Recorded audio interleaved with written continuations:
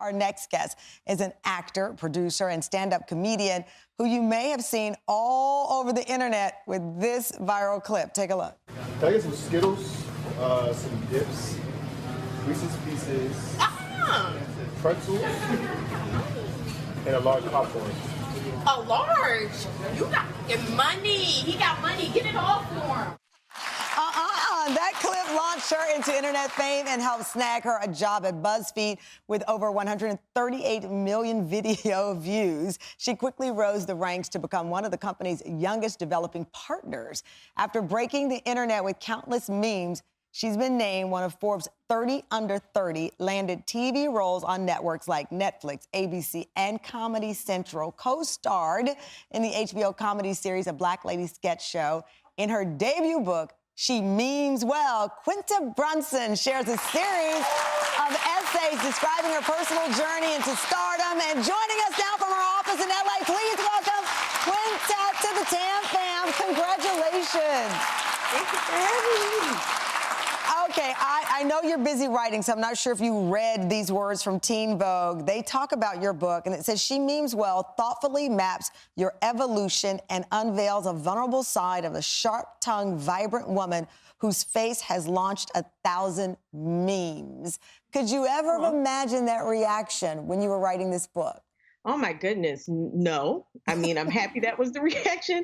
Writing a book is so hard and you get so lost in it and worried about if you're saying, the right things, especially a personal memoir, if you're painting yourself correctly, if you're being self-reflective enough and honest enough to give a good portrayal and also offer up some humor. So those words are so kind. I think that writer was Wanda Thompson, who's incredible, and that was very nice of her to write. You write a memoir, you're so young. Many people say, for example, Oprah Winfrey still has not written a memoir. She kept saying... She's smart. She's smart. Yes, she is that. I mean, she delayed and delayed writing her own memoir. Why did you decide to jump in and do it now? Yeah, I will say when I first started, I was like, I first started it at 28 and I was like, I don't have anything to say. I don't know anything, because I do believe at 28, you don't know as much as you think you do. Yeah. And I think what inspired me to write it, though, was the ability to capture a changing time. I was very instrumental in the technological revolution, is what I call it, where the internet became a main proponent of media, and I wanted to help capture that. I wanted to show people what it's been like growing up in this era, what it's like growing up a person who, social media was very tied to my social life. And I wanted to document that so that people could know what it was like. Well, I mean, listen, we know we live in this interesting world with social media, but from your point of view, it was an extraordinary journey. Not everyone wakes up literally a popular meme that's used over and over again. That's a unique perspective. It brought you fame. Yeah, it did. It did. And I think, I'm unique in that. And I think a lot of other entertainers have had similar worlds. It's like, it wasn't the old, you get on TV and all of a sudden everyone knows you. There were now these different ways you could be catapulted into the public eye via Twitter or via Instagram or via, Vine, which is now totally defunct, but now we have TikTok. There's so many ways, and I think all of that redefines what fame even is.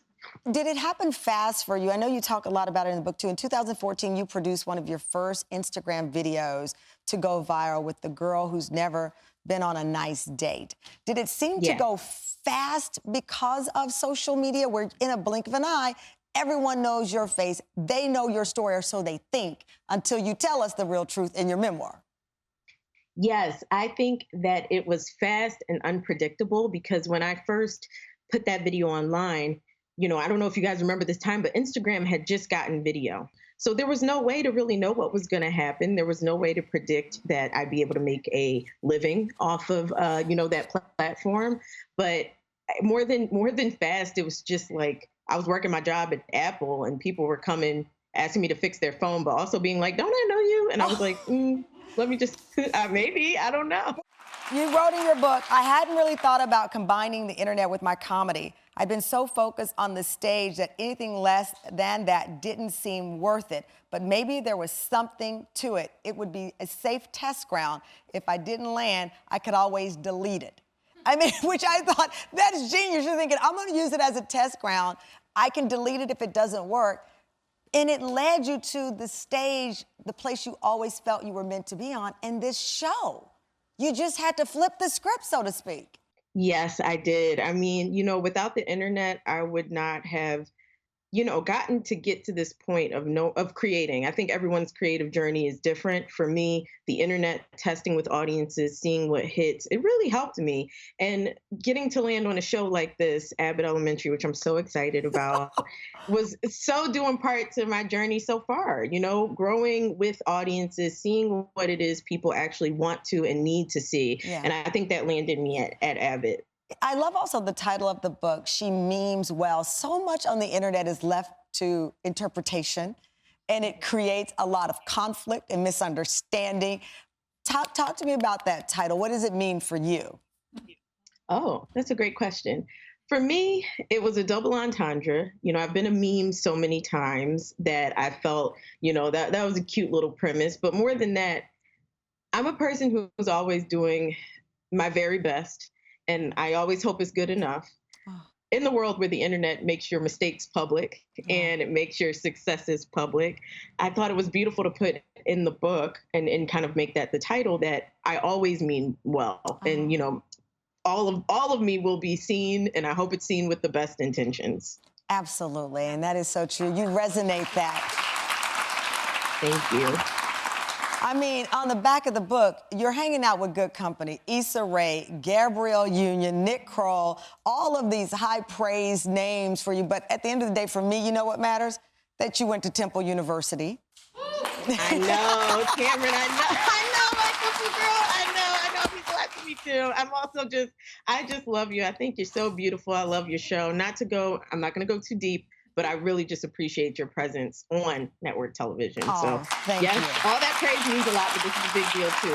Well, I love that you write about Philadelphia, your experience there, your journey there, but I do love the fact that you took this chance, this leap of faith, which I talk so much about.